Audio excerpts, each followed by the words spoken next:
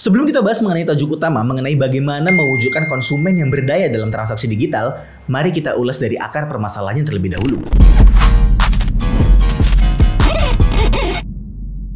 Kini, zaman makin hari semakin canggih. Hal ini menyebabkan adanya perubahan kebiasaan atau habit masyarakat dalam lingkup sosial karena kehadiran dan kecanggihan teknologi tersebut. Dulu, masyarakat menggunakan sepeda sebagai alat transportasi, namun membutuhkan waktu yang lama dan memakan tenaga yang cukup besar untuk menggoesnya. Kemudian hadir motor sebagai solusi yang membuat perjalanan menjadi lebih cepat dan tidak perlu banyak energi untuk menggunakannya. Semakin kesini, makin hadir adanya mobil. Memang dari segi kecepatan mungkin kurang lebih sama seperti motor. Tapi kelebihan lainnya, tidak kepanasan, tidak kehujanan, kita bisa bawa banyak orang dan juga barang bawaan lainnya. Dari sini kita bisa melihat bahwa tujuan dan manfaat dari adanya kecanggihan teknologi adalah melahirkan efisiensi dan efektivitas. Namun sekarang setelah kita memiliki keduanya, apa yang masih kurang? Yaitu sumber daya manusianya.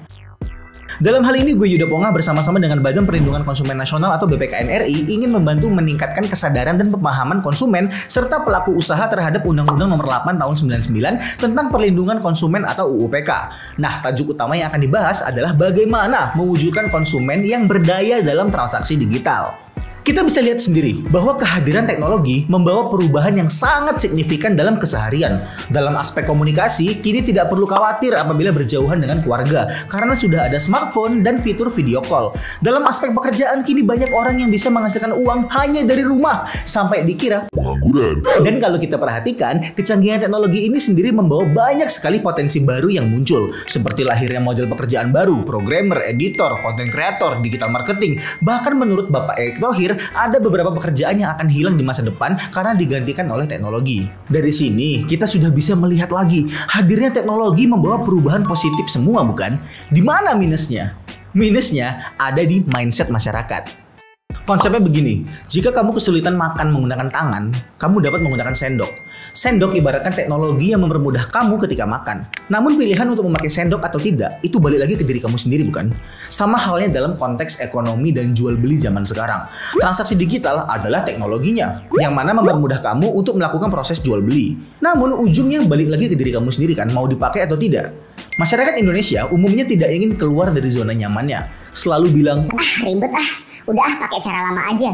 Sebuah mindset tidak ingin belajar, tidak ingin berkembang. Nah, inilah yang salah. Inilah yang menghambat transformasi dan evolusi masyarakat ke tahap selanjutnya.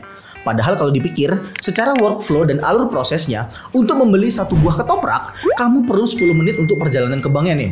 5 menit untuk mengambil uang di bank, 5 menit mencari warung ketopraknya, 10 menit menunggu ketopraknya jadi, 1 menit pembayarannya, termasuk menghitung-hitung nominal, kembalian, belum kalau kembaliannya jelek uangnya.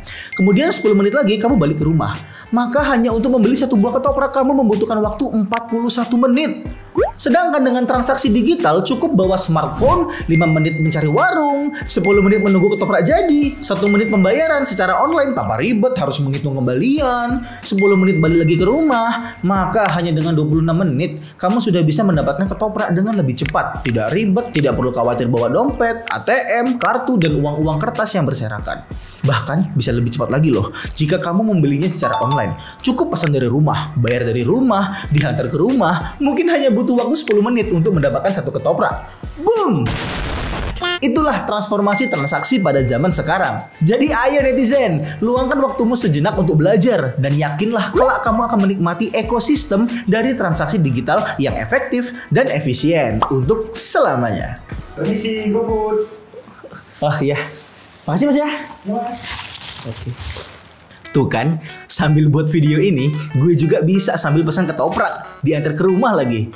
Tunggu apa lagi? Gue Yuda Pongah, seorang konsumen yang siap untuk transformasi transaksi digital bersama dengan BPKN RI. Mari berkontribusi dalam transformasi transaksi demi mewujudkan konsumen yang berdaya dalam transaksi digital. Oke, mari kita coba. Loh, ini mah bukan ketoprak. Duh, salah pesen kayaknya ya. Jangan khawatir, ada BPKN RI. Telepon ke 153. Halo BPKN.